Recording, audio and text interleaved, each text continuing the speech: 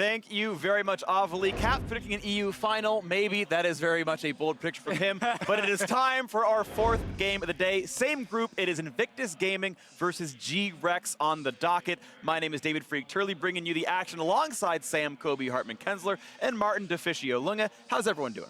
Very well, thank you, sir. Awesome, good to hear. I was crying earlier, but now I'm happy after the Fnatic win. Yeah. You know, I'm ready actually to see IG play here on the world stage. I think we're all pretty excited about this team and what they can do. So these teams definitely have some hype behind them, but despite what that hype might have generated, both these teams have brought subs in very important positions for this game. Yeah, it's interesting because, you know, looking at IG and going back over the games, Duke started a lot of them for them this season, but I feel like the Shy has a lot more fans around the world because of the way that he plays and the individual performance that he put up. Duke, though, is going to be starting today, so that is a big change. He is mainly considered like the tank player compared to, of course, the Shy, who is more the carry player. But Duke can also still grab different carries on the top side. I think he's a bit flexible, and I think they want some safety from him. Also, I liked the Shy's tank play as well, so even people... Yeah, but it feels bad to put him on a tank. Anyway, on the side of GRX, we have to, of course, mention in the jungle, we have baybay actually playing this time around. He is not the guy we got to see here in Plains when Empty was playing. He actually did really well in the jungle, but baybay is considered, at least when you talk to a lot of the LMS experts, he's considered like the better mechanical jungler between them. He's also played in the LPL before, and he's practiced against a team like IG and that kind of style. Yes, I like that they're using both. I'm glad you both agree. Both of their junglers. Of course we do. Because we all did our prep together. We're all on the same page. Sorry, Kobe. Please that's continue. fine. Sorry. Please continue. So, yeah, as you were saying. As we super cut you off, talking about agreeing. We're going to move on. Either way, of course, these are two of the teams that have been playing very heavily for the early game. Invictus Gaming are actually, I think, incredible. A player that I like a lot is JackeyLove in the bottom lane. For example, his most played champion this split was Lucian. In a split where Uzi's playing Kais every game, JackeyLove is super lane dominant. This team has insanely good stats. They've got the best gold leads. They went like 17-1 in match score in the BO3s at the LPL. Like IG are, I think, the real deal here. It's a good player to highlight because we do expect both these teams to have some focus on the bottom lane and try and play around this area of the map. It could happen very early on as well, especially looking at a couple of the junglers for these guys. Sure. I mean, the very interesting thing about IG is I feel like they can play to every lane. Like yeah, they can. Mid lane, you have Rookie, who's considered the best mid lane in the world right now. Bot lane, you already mentioned JackeyLove down there. And top lane, while it is Duke, they can still actually play around this lane if they want to. I don't think he's going to have any trouble against GRX. Obviously, with the Shy, it is a little bit more top lane focused. But I just want to see what kind of draft we get from IG. Is it just all early game? Is it just like win lane super hard and see if we can stomp these guys in 20 minutes? Because we know that's how GRX wants to play. They need to win lane to do well. And IG on your screen right here, the 1 second to the left, Ning, the all-LPL jungler, first team as well, an incredible player in his own right. There's Duke's introduction on top of that one. Again, the somewhat substitute top laner. He roughly shared equal numbers of games with the Shy throughout the regular season and postseason. I just kind of want to point that one out. Ning, definitely a very exciting player, and he's going to be explosive. High kills, high deaths. You can keep the camera on him locked, and you'll catch most of the action. Yeah, definitely look for him invading, going for those buff secures for the team, even if they are a bit risky. Another thing for Duke, of course, we've heard a lot about the teleport, so maybe some coordinated plays there from them early on. And of course, Rookie, you saw his cheering right there again, probably the best mid laner in the world. And the bottom lane of JackeyLove and Baolan. They are truly incredible players. JackeyLove and Baolan, super, super good in laning, incredibly good stats there. JackeyLove, though, not quite that same team fight carry that Uzi is by comparison, but IG is his win lane, win game team. You're going to see all 3 lanes probably up in CS and up in turrets. Yeah, and that's a very interesting thing because whenever they skirmish, you know, 1v1s, 2v2s, they just look so good. Like every player knows exactly what to do and how to win those small fights. But in the big 5-on-5s, that's why we do see some of the players risk a little bit too much. You know, flash forward as an AD carry to try and kill the enemy carry, and you might die. It happened quite a bit for JackeyLove. Some of these things have hurt them back in the LPL, but they will get big enough leads to actually close out games. And the thing is, it didn't hurt them that much that they dropped series to anybody except for RNG. That's how successful the early game and the winning lane strategy was from IG this year, and especially in summer. And of course, GRX getting introduced on your screen as well. Many of you may have caught the play-in stage where they did very well in the group stage part of that one. Dropped a single game to Batisha here, Supermassive in the BO5 to get here. One game drop, not too bad. And what's funny is, of course, last year LMS had a really bad showing at Worlds. Their third seed failed in play-in. Flash Wolves had a terrible group stage. Here we have the LMS where Flash Wolves are undefeated in their group. GRX look a lot better. And it's been quite the story for them as well. They had roster ups the whole way through. They've still been shifting players around even late in the season. Had a good run towards the back half of the split. And here they've been looking very solid, and putting them at 4th place in the group may be wrong here.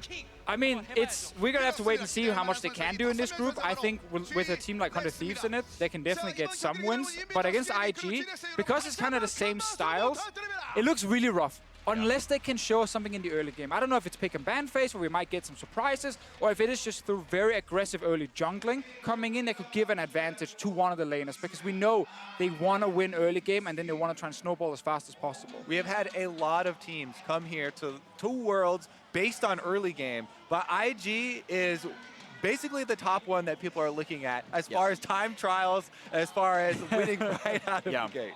I believe they have the fastest time of LPL teams. I remember seeing the stat beforehand. I might have forgotten it, but obviously a great team. I do want to talk about GRX's chances, though. Obviously, I think they are quite low. For prediction's sake, IG, almost everyone will consider them the better team.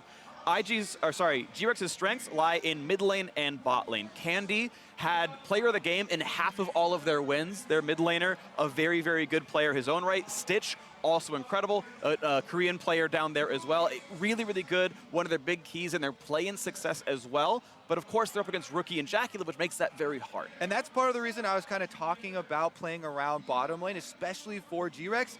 Stitch was my favorite player on the entire team, even though Empty was amazing from the jungle for them and earned a lot of the Player of the Game awards. Stitch played very aggressively. He had first place stats for marksman in the play-in group stages and the play-in playoff stages for all of the teams. I thought he had a really impressive, kind of fearless attitude. That his approach to the game was very quick. And I definitely agree, like, probably the main win condition for them is the bottom side. Before they can get the bot lane ahead, they most likely need their mid laner to also be able to roam.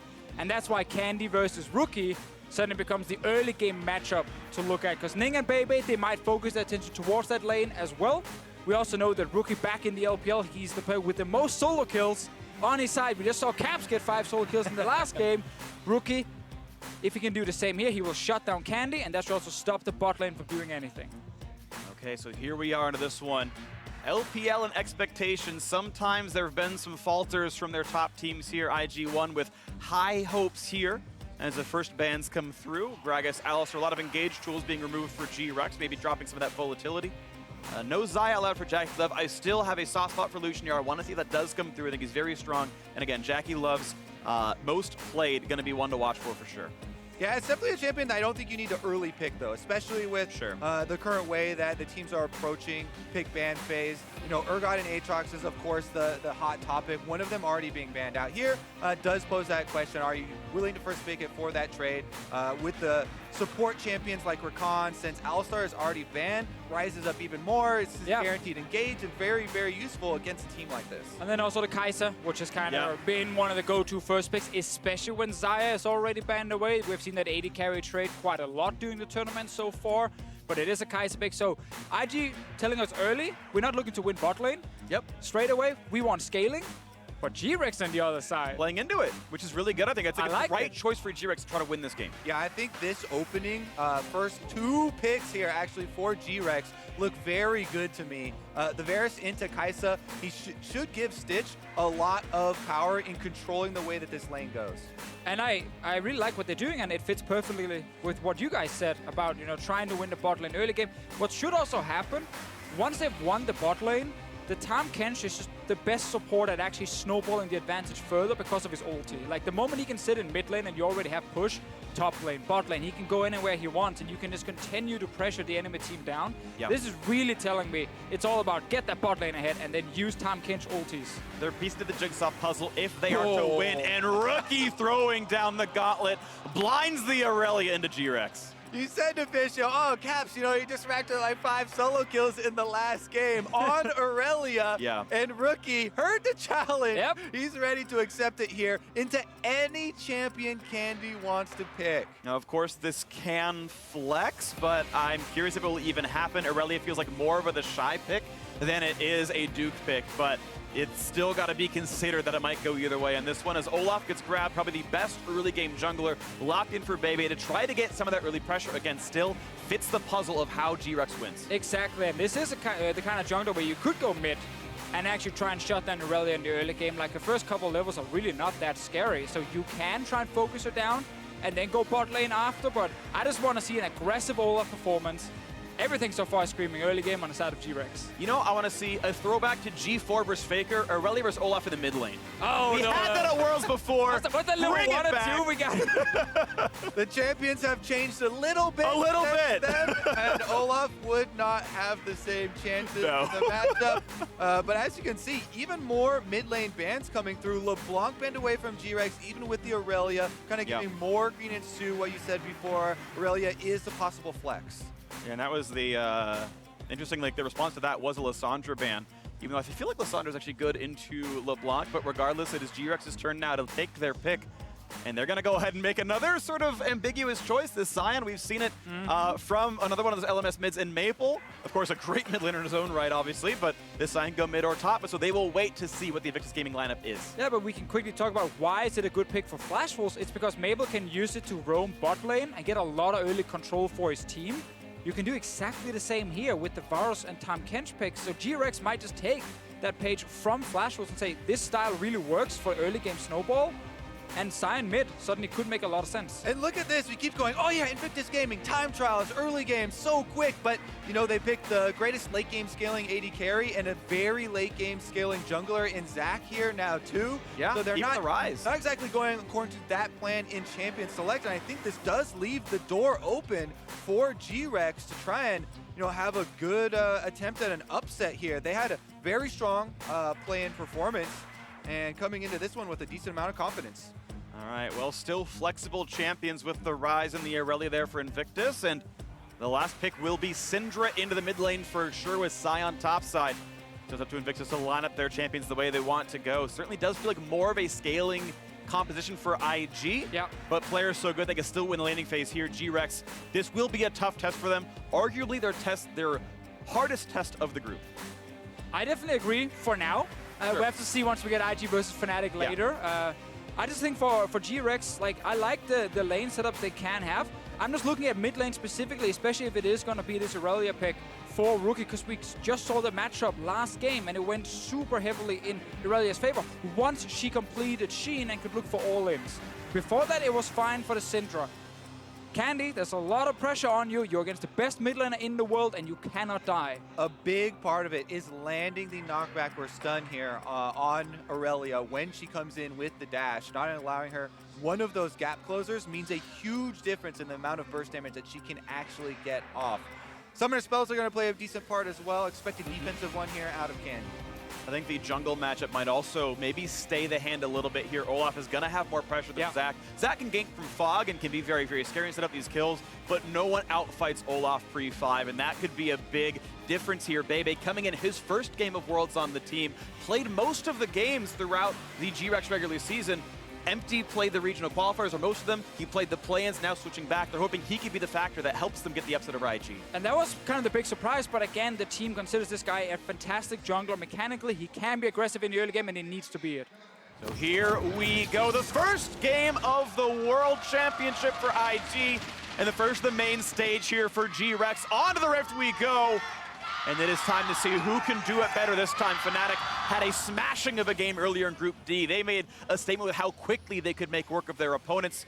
IG opened a battle for that top spot here, and they are one of the favorites to do so. They're going to be up against GRX to see if they can do so, or if GRX can turn things around. We've had so many upsets so quickly into Worlds. And coming out of this Champion Select, I'm very curious as to the level ones, because especially in a Zach-Olaf matchup, getting any sort of invade down here to get the information can really allow the team with the Olaf to have a high pressure early game. You can really eliminate a lot of the possibilities that Zach wants to go for.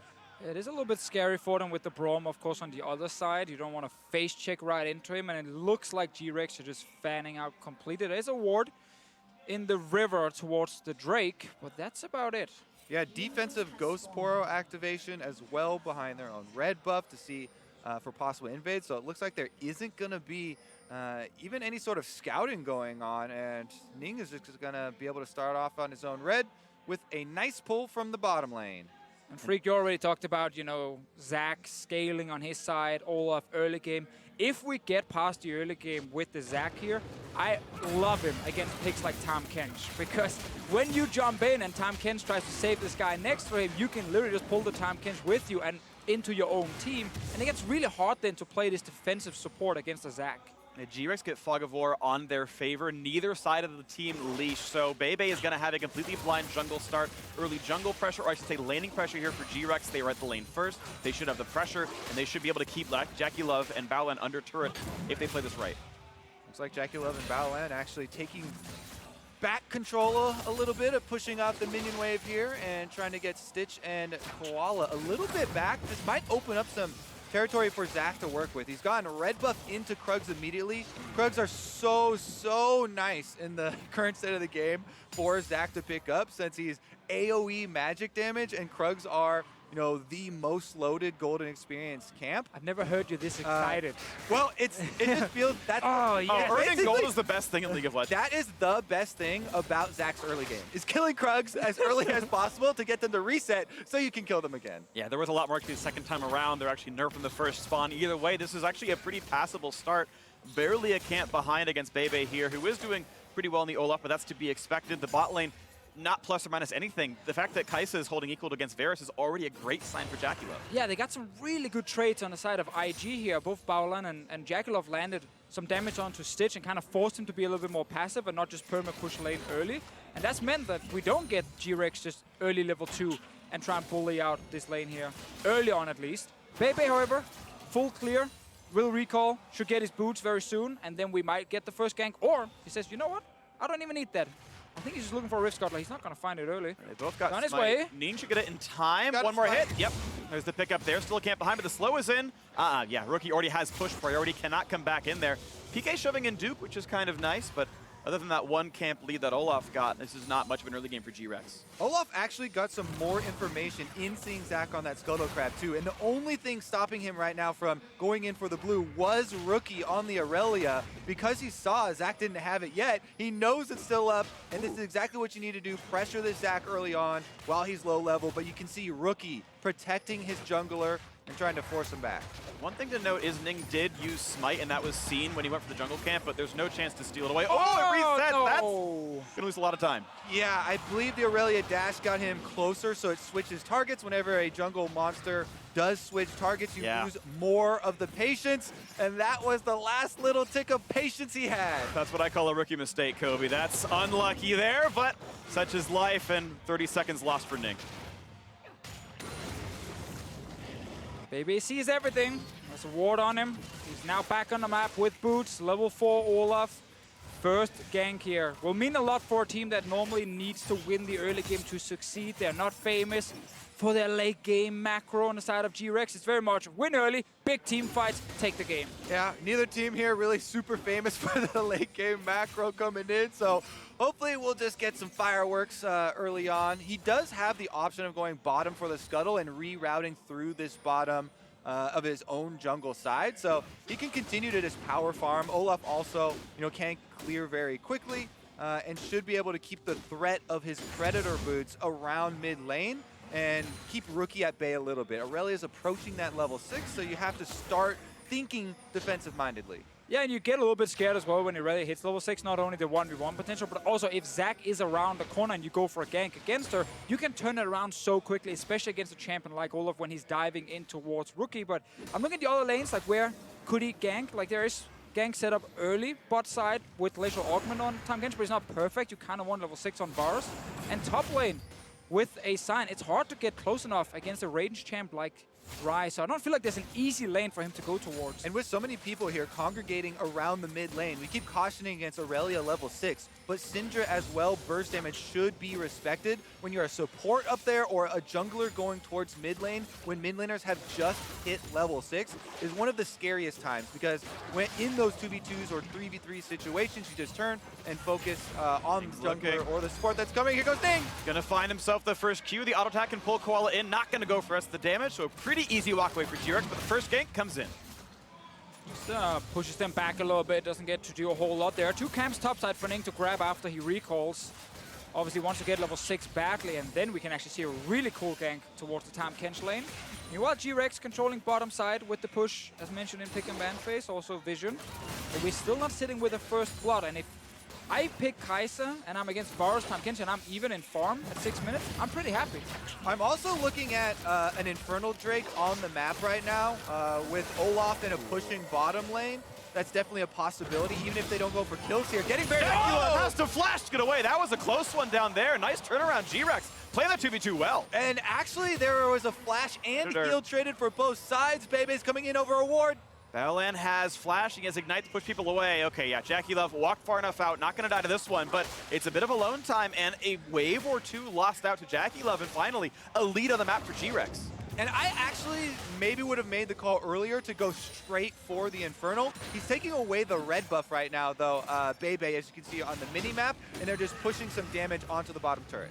I think it's always the argument between getting a bit of damage on turret and then recall for a nice reset if you're Stitch with about 1300 gold, or go for early Drake, so JackeyLove and Baolan can return to lane, and you then have to recall after killing the Drake. So I think at this point the call is, what's best for our lane? That's not killing Infernal early, that's just recall, get my Cutlass, level 6, go for a play. Let me tell you something about Olaf. He doesn't need any help on Dragon early on either. Yep. They could, with the vision that they have, you know, maybe allocate that, but... Could he kill it in time before Baolan would show up? I guess that's probably the one they said no. That is the question they decided to answer. Take it a safe route here. They still have so much defense set up through here as far as the deep wards in that red buff jungle for the bottom side. Meanwhile, top red side, going for the invade, level 6 Zac. Exactly, level lead and rookie coming in, even to add some ward coverage as well. This will be a red buff steal, kind of answering him back.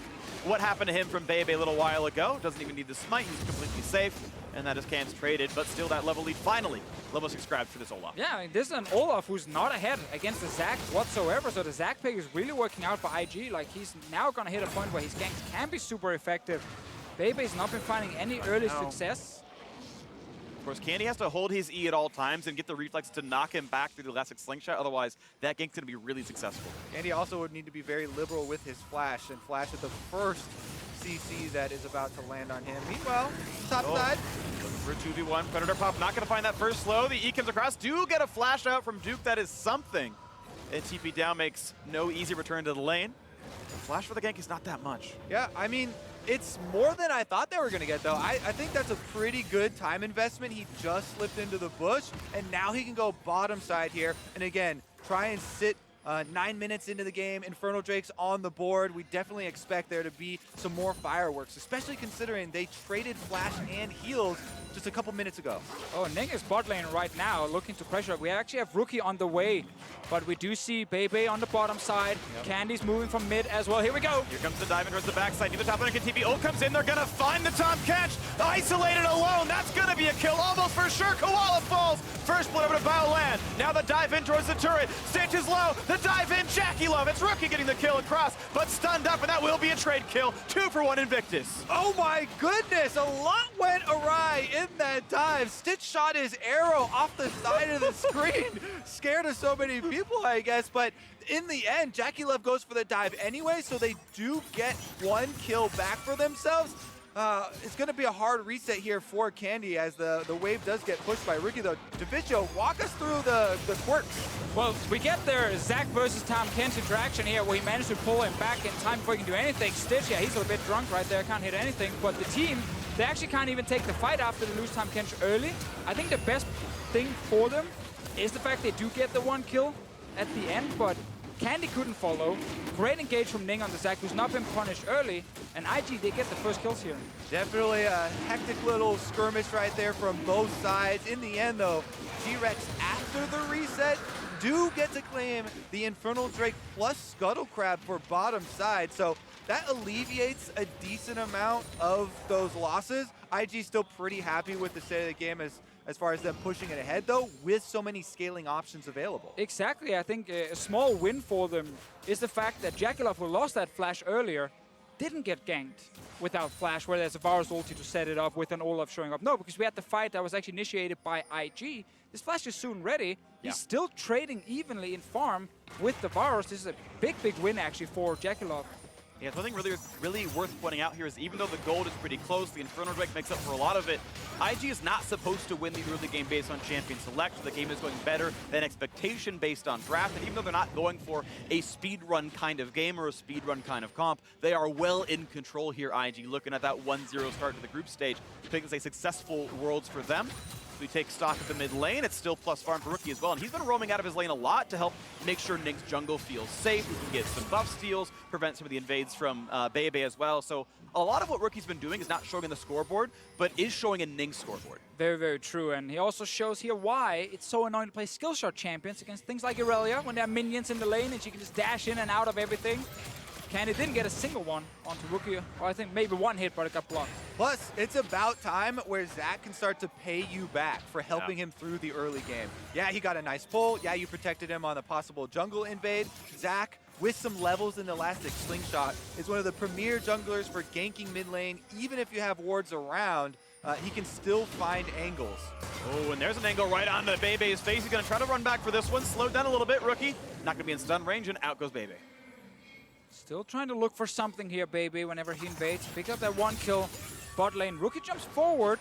Flash is available, and he is pretty fast already. Upgraded boots and everything. So hard for Candy to really get something in this lane here. I'm still looking towards bottom side, but they're just not able to get any ganks or any CC to actually lock down JackeyLove. And now Ning is on his way. And let's see if they go for yet another one. In fact, as the wave gets cleared, GRX just walks right back. Should be very close to Ruin King money if they do indeed recall here. That might be the power spike Stitch goes for, and it's just safe farm, which is still happy for Zac. Can wait to find the next gank, and they can wait for IG to scale.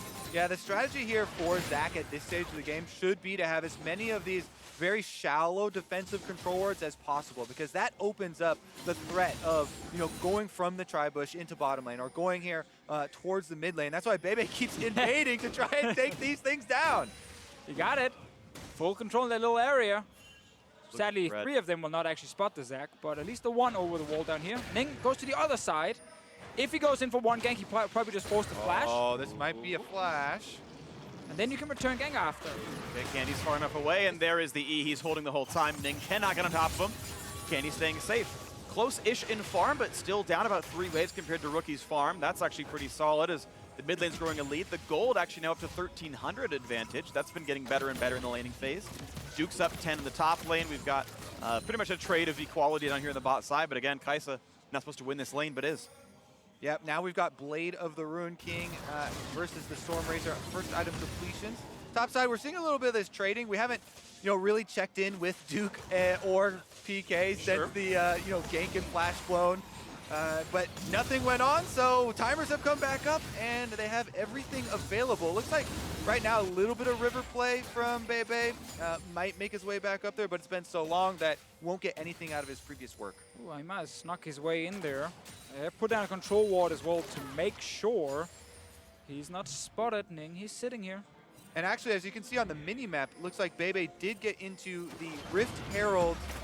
Ooh, good flash in time by Stitch. The flash for the ult, and it gets grabbed in time by Koala. But 2 flashes down to the bot lane is still a great gank. And because of that gank, they are going to be able to finish up that Rift Herald. He slipped into the pit while that was taking place, and that is going to be enough to finish it off. This could be pretty big as far as the first turret bonus gold, if they're able to effectively use this having seen Zach bottom side, this is a rush. Trying right away. Duke has a flash, gets slowed though. This could be the chase center that can get the Q channel to happen. Duke has no way out. The damage is there. And a kill on the top side, 2-2 on the game. And the perfect opportunity to pop a Rift Herald undefended. That will for sure be able to get this turret. Let's see if bottom side though, 3 members from IG are trying to take down bottom turret. That's not going to be fast enough as the structure will go down to the top side. And as they shove in the next wave, it will be at least a trade of turrets. But that couple hundred gold for the premium is still going to be nice. And now Tahm mid lane. delivering even more. Looking to chase on Rookie, not going to happen yet, but he is pushed out. And 3 for 0. This turret will fall very fast. GRX turn up the pace in the mid game, following Herald on the top side as well. They're going to go 3-1 on turrets. You can't leave Herald pushes unanswered. They get 2 turrets immediately with it. Aren't going to push up the extra wave because they see the recalls here, so there's not going to be another charge that gets off. But what a bum rush right there, able to even up the gold.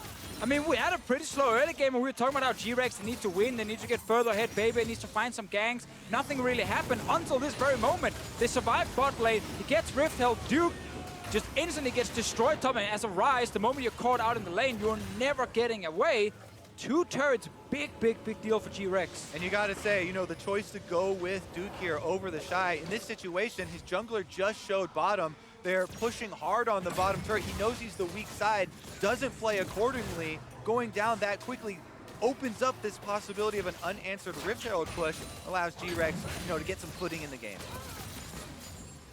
Okay, we take stock once again. Mid outer did not fall, that wasn't taken out, so it is just a 2-1 in turrets. But now, as the map opens up a bit, we get different lane assignments. Rookie splitting in the bottom lane, no TP on him, but of course a great 1v1 champion on the Irelia.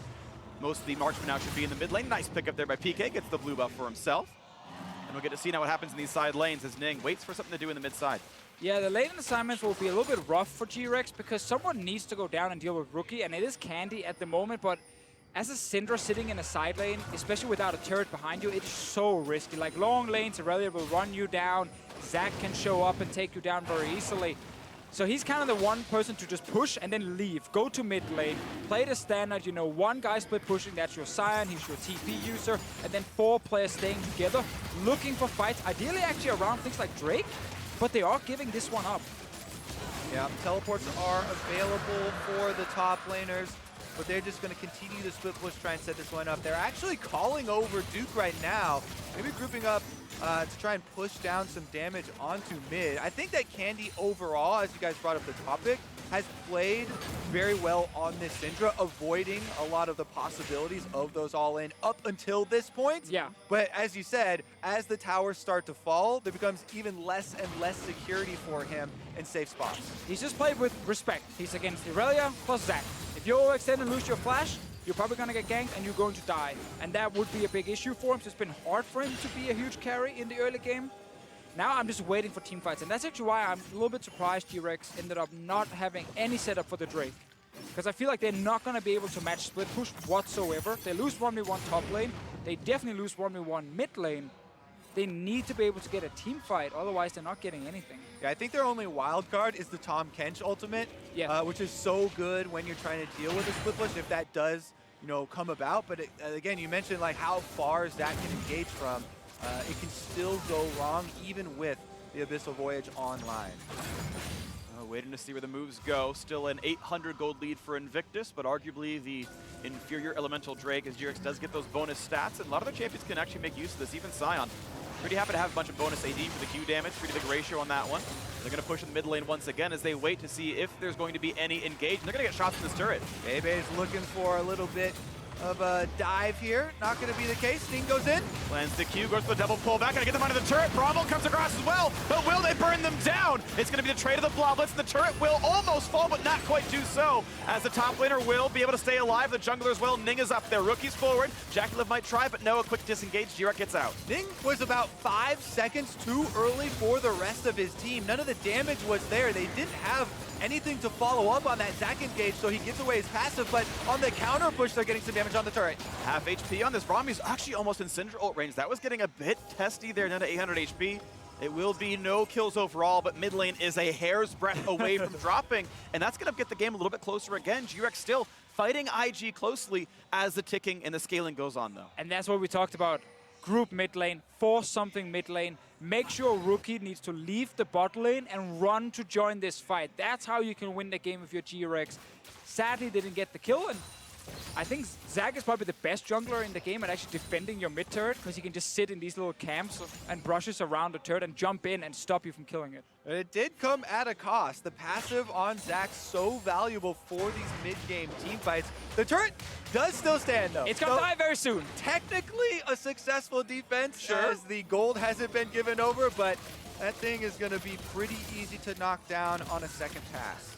And I want to see what the side lane assignments become, because look at the itemization on PK and Candy. Candy got a bunch of armor to deal with Rookie. He bought the arm guard, and PK, his first three purchases was the Merc Treads plus the Abyssal Mask. But now actually, the mid lane fight, a flash out from Stitch. Could be more of a dive. Rookie does not land the stun though. Will turn back and knock down the turret. But a TP coming in for the re-engage. PK can start charging down this lane, and the ult is popped. So GRX is going for this fight. Can they find the targets? Ning does not get stunned, and he gets over the wall. But they found a stun towards Braum. Flashing away now is Baolan, but the slow is in. He's got no more ways out, and the kill comes through. Turret will fall, traded back. Varus ultimate the turret, move! and they almost get to it, but they don't get it quite. The ult comes across. Ryze stays alive. Into the back line goes Ning. He catapults in three of them, and it's going to be a slaughter now in this one. But no, the quick kill to JackeyLove. Three staying alive on both sides. Now as the disengage comes through, no one yet down. Does Rookie get back Ning in though? again. Ning's going to find the stun. Rookie will get his E on. Nice double knockup's going to happen. PK running backwards down to 1/3 HP, and it will be the disengage. 2 kills for 2, and both outer turrets gone. Man, Ning in that team fight, it actually looked really bad for IG, but he snuck away to the side, gets the perfect jump, 4-man ulti back into a turret, and then Rookie can jump in and get a bunch of kills. What a close fight. Also, the Varus ultimate had just come back up, but Duke flashes away just barely in time, does not get rooted, does not go down, and allows IG the extra damage to fight them back off. Second fight in a row around mid lane with 5 members. IG are not playing the split push game. They are just going for this turret, and then they're ready to fight against GRX. But now we get the turnaround. They realize they've dropped fairly low after killing the first objective, and with the Sion ult, sure, it only hits Baolan, but it puts the Sion in the front line, and that's exactly what you want. Yeah, and they're able to get the flash tongue last year to secure the kill onto Braum. Looking now for the dive, but Ning in the top of your screen goes for the big engage on the back line, and that's how they annihilate Varus. With Stitch going down, they lost so much damage.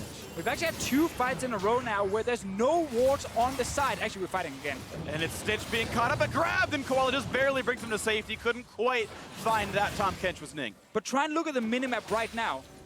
There's no wards from GRX on the sides here in the mid lane to actually spot Ning. That's why he keeps us sneaking to the sides and find really good engages. It was all IG. Now we get 1 ward being placed over. No deep vision yet, however, so Ning will constantly be a threat. And this looks like the kind of game that will just continue being a 5 versus 5 around this lane.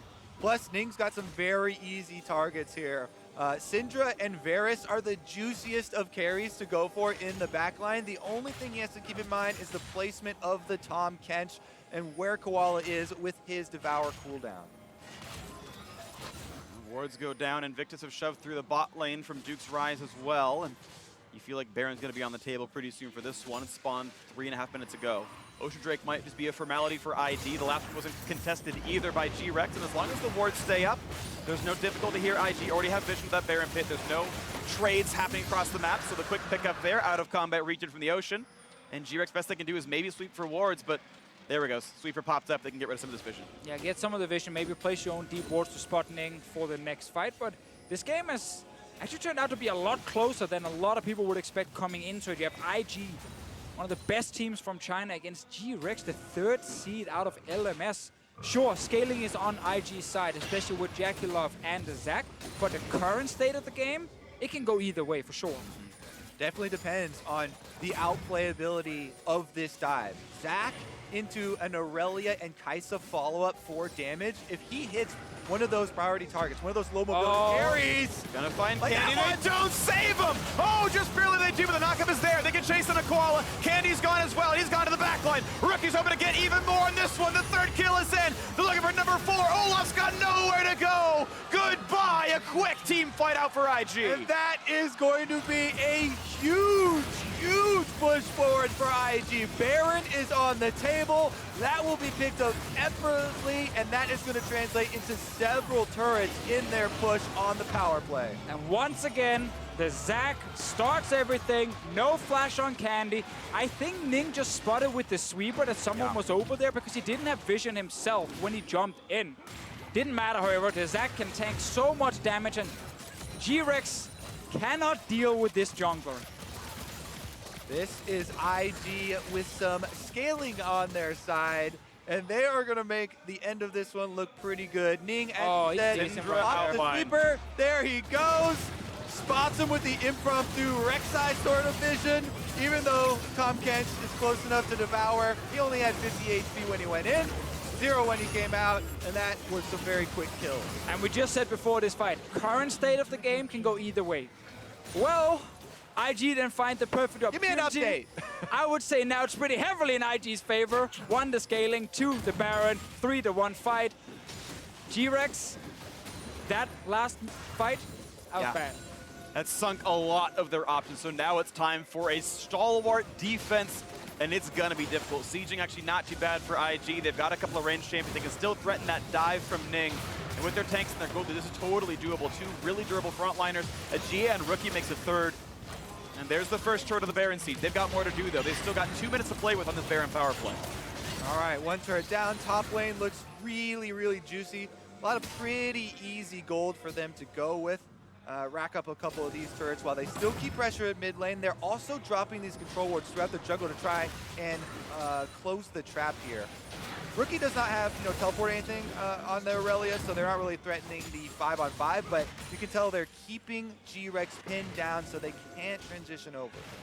On to turret number 3 as they start getting shots in from Rookie, and only just now is GRX here to defend. Turret's gonna lose the first quarter of its health bar, and here comes the attempt to dive. Ning wants in already, flash. Ult's gonna find 2 right back into the team. How many kills are they gonna pick up? Will this be it? Koala's already gone. A big front line is there. 2 kills in for JackeyLove. Looking for the third as PK holds the front line. The back line's already dropping as well as Rookie gets it. That's 4 already, and it's just the Olaf who is exactly the opposite of unstoppable. There is nothing left for GRX to do. They're back in the mid lane already. Rookie on the tower dive. 2 turrets may not be enough to stop him. We've seen this one as the GA comes down, but baybay not gonna get this after the revive. Unless the turrets help a lot, it's not going to matter, though. We watch in the back line, but of course the inhibs are already dying. IG into the base, ready to clean it up to grab their first win of Worlds 2018.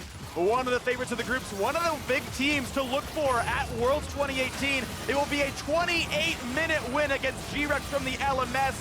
IG 1-0 to start Worlds.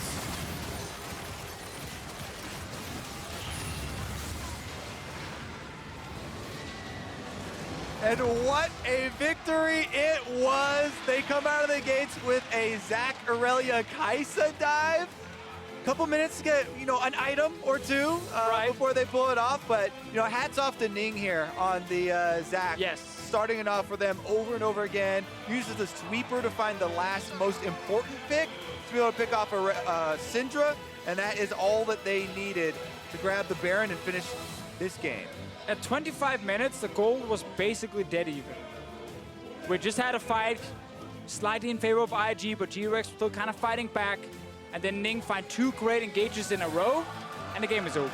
They always had the scaling. We always knew the late game would be IG favored, but ended a little quicker than I expected. One fight's all it took. It's so funny because this is a team with such a fast game time. It's barely over 30 minutes. And for how long it took for that one to get there, it was still sub 28 when the Nexus fell. They still found themselves a very fast win. It didn't feel like it for the first 3 quarters of that one, but as soon as they got one good team fight, 4-0 into Baron, into the game ended in the first half of the Baron buff. Yeah, you're going to have to punish them a lot more early if they're going to do something like that. Zac was ahead in levels against the Olaf in the early game. Yep, Ning, first all-team jungler in the LPL for a reason. Great plan of the whole squad, and now we are ready to toss it over to our analysts for more on IG's win.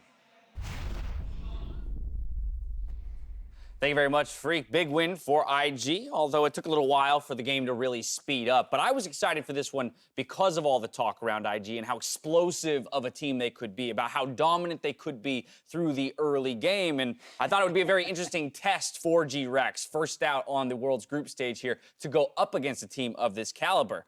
Irelia, Syndra. We saw that matchup play out just last game. It did not go well for Syndra, and GRX opts back into it. Yeah, Candy played the matchup really well. He was very cognizant about where the wave was going to get frozen on him to extend himself for a solo kill. He made sure that when the wave was in an uncomfortable spot that he would call his jungler, he would call his support, multiple people to gank the lane and try to reset it for him. So I think it was a really good read. A lot of respect, though, to see one guy get solo killed 5 times, be like, that matchup, I'm going to take that matchup again. Yeah. And I do think IG played a little bit of a switcheroo on us based on expectations, though, because they picked the late-game jungler and the late-game scaling AD carry, but then they were still trying to make some aggressive plays as soon as they got their ultimates. It's still pretty bold to pick Zac into Olaf. Now, the Zac performance and Ning was fantastic in this game, subverted a matchup that's usually, let's dunk on the Zac, who's really pretty defenseless if you invade him, because he uses his wave clear ability, his jungle clearing ability, to just get into the fight to clear his monsters, and then he can't even jump out most of the time. In this game, though,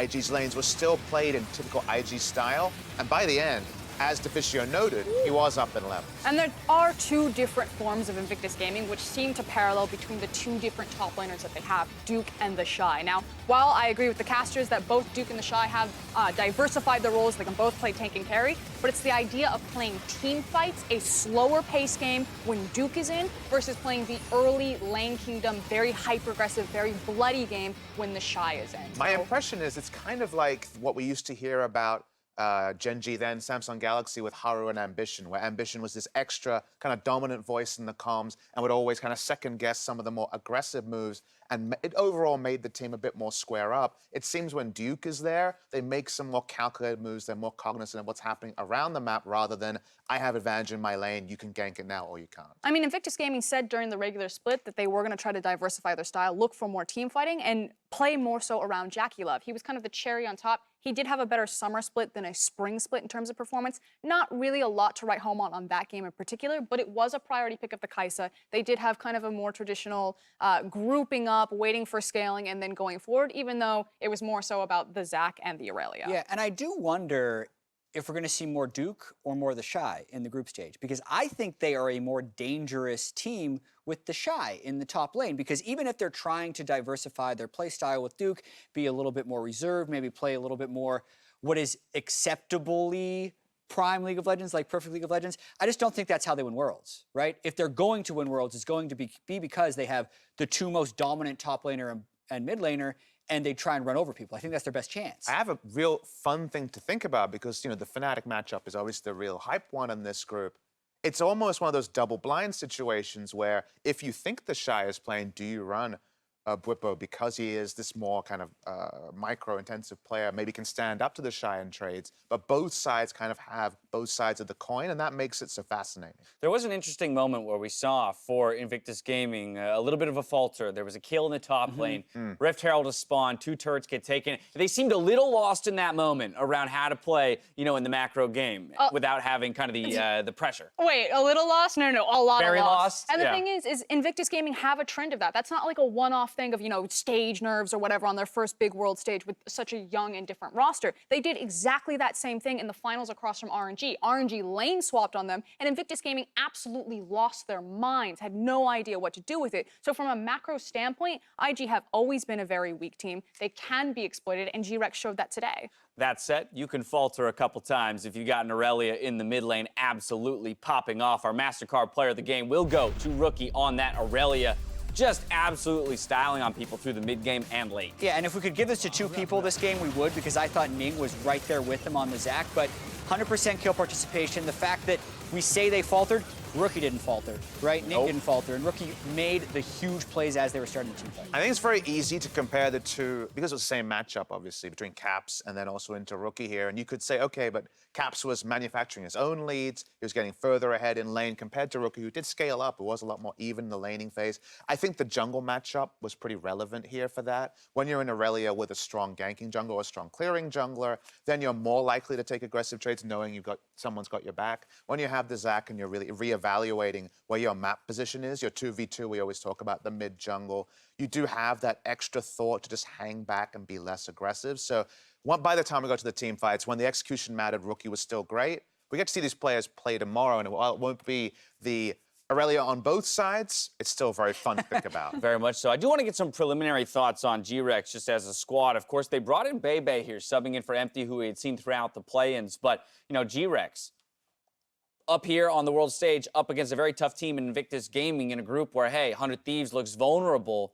You know, they could challenge if things go right. And I say they looked pretty decent here. Yeah, I feel like they were really tested in their lanes, especially with a lot of those matchups. Fell down in some of the CS, but managed that they recognized when they were on the back foot, how to play safely around it, and then had some good execution in terms of macro play. It really just was kind of the individual miracle moments that Ning and Rookie performed that blew this game wide open. So GRX do look rather competitive in terms of, you know, minute 1 through 15 so far. A couple games left to go here on day 2 of the group stage. As a reminder that you can support your favorite teams with the championship Kazakh skin and corresponding chroma, which allows you to rep your squad with a special recall border and a whole bunch of other league-related content.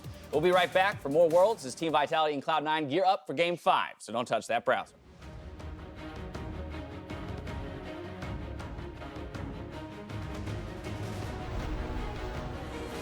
Ult comes in, they're gonna find the top catch. Isolated alone, that's gonna be a kill, almost for sure. Koala falls. First blood over to Baolan. Now the dive in towards the turret. Stench is low, the dive in, JackeyLove. It's Rookie getting the kill across, but stunned up, and that will be a trade kill. 2 for 1 Invictus. This could be the chase center that can get the Q channel to happen. Duke has no way out, the damage is there. Gonna find Candy, they don't save him. Oh, just barely they do, but the knockup is there. They can chase in a Koala. Candy's gone as well, he's gone to the back line. Rookie's hoping to get even more on this one. The 3rd kill is in. They're looking for number 4. Olaf's got nowhere to go. How many kills are they gonna pick up? Will this be it? Koala's already gone. A big front line is there. 2 kills in for JackeyLove. Looking for the 3rd as PK holds the front line. The back line's already dropping as well as Rookie gets it. That's 4 already. It will be a 28-minute win against GRX from the LMS.